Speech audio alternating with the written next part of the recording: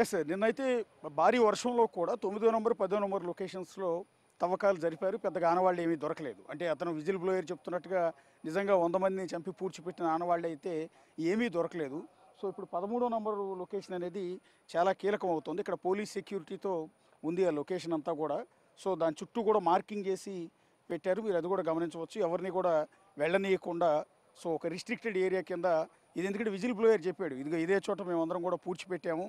So ఇక్కడే అమ్మాయిల dead bodies అన్నింటిని కూడా నా సమక్షంలోనే నా సహకారంతోనే పూడ్చిపెట్టారని విజిల్ బ్లోయర్ ఎప్పుడైతే చెప్పాడో దాన్ని బేస్ చేసుకుని ఈ లొకేషన్ అన్నిటి కూడా ఐడెంటిఫై చేశారు. ఇది లాస్ట్ లొకేషన్. అతను మొత్తం 13 లొకేషన్స్లో డెడ్ బాడీస్ని పూడ్చిపెట్టామని చెప్పిన నేపథ్యంలో ఇది 13వ లొకేషన్. సో ఇది చాలా కీలకం అవుతుంది. ఎందుకంటే 9, 10 నంబర్ లొకేషన్స్లో కూడా పెద్దగా ఏమీ దొరకలేదు. 11, 12 లొకేషన్స్లో కూడా ఉండే అవకాశం లేదు అనేది పోలీసులు భావిస్తూ ఉన్నారు. ఎందుకంటే కనీసం ఒకే చోట ఉన్నాయి ఆ 4 లొకేషన్స్ కూడా.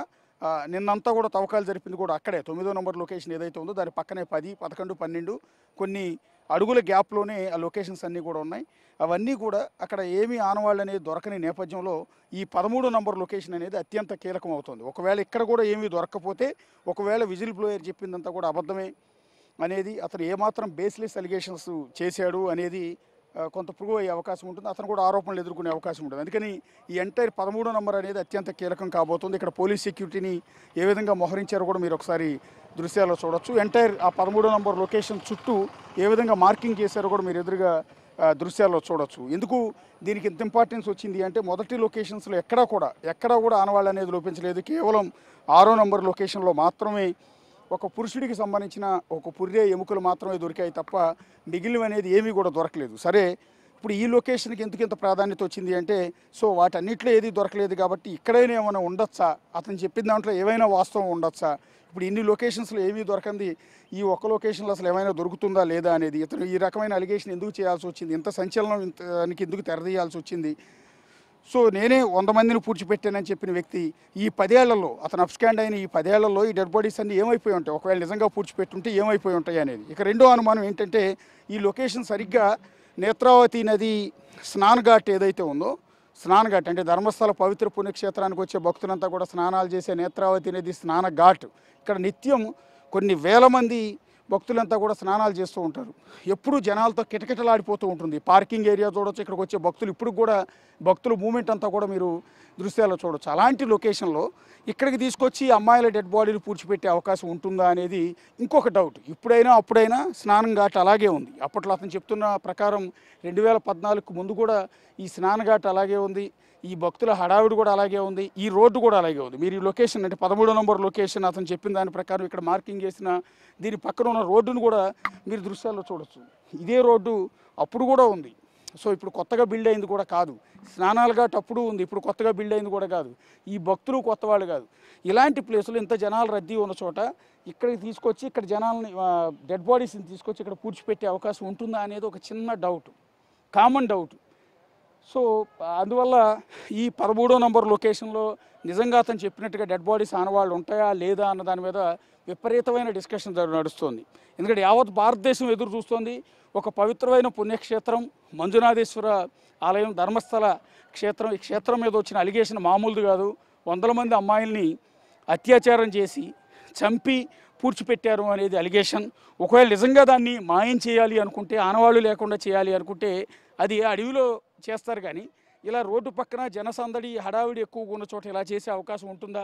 ఎందుకు విజిల్ బ్లోయర్ ఈ రకమైన అలిగేషన్ చేశాడు అనేది చూడాల్సి ఉంటుంది. కాకపోతే ఇది అత్యంత వివాదాస్పదం అయిపోయింది కాబట్టి సో ఇక్కడ కాంగ్రెస్ సర్కార్, ఇక్కడున్న సిద్ధరామయ్య సర్కార్ దీన్ని ఒక సీరియస్గా తీసుకుని 4 ఐపీఎస్లతో ఒక సిట్టు బృందాన్ని ఏర్పాటు చేసింది.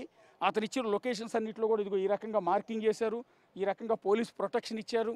సో వీటన్నిటి నేపథ్యంలో భారీ బందోబస్తు మధ్య పటిష్ట భద్రతా ఏర్పాట్ల మధ్య clues team, forensic team and revenue team మొత్తం ఎంటైర్ వింగ్స్ అన్నీ కూడా 30 మందికి పైగా అధికారుల బృందం వచ్చి ఆ విజిల్ బ్లోయర్ని ఇక్కడికి తీసుకొచ్చి అతని సమక్షంలోనే తవ్వకాలు చేస్తున్నారు. కానీ ఇప్పటివరకు ఎక్కడా కూడా దొరకలేదు.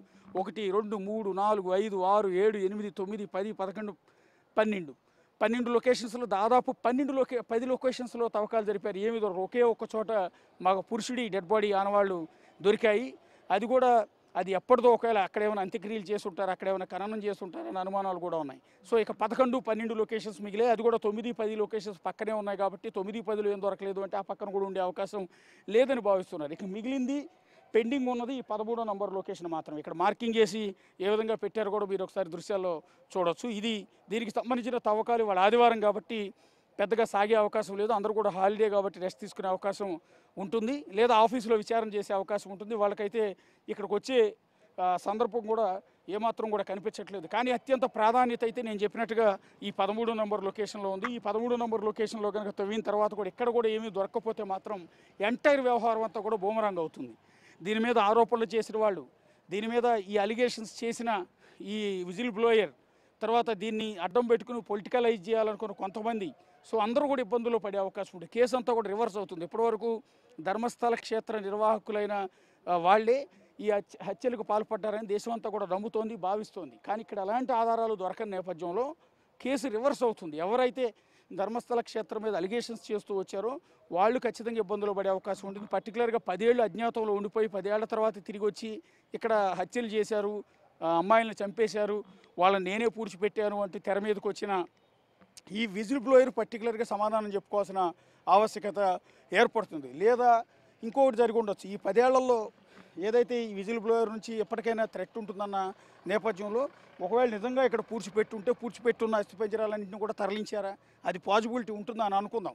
అసలు ఇక్కడ పూడ్చిపెట్టడం అనేది పాజిబిలిటీ లేదు. ఇక్కడ మనం ఇంత జనసందోహం ఉండి, ఇంత రోడ్డు ఉండి, పక్కన స్నానఘాటు ఉన్న చోట డెడ్ బాడీస్ని తీసుకొచ్చి ఇక్కడ పూడ్చిపెట్టే ఆవశ్యకత ఏమాత్రం కూడా కనిపించట్లేదు.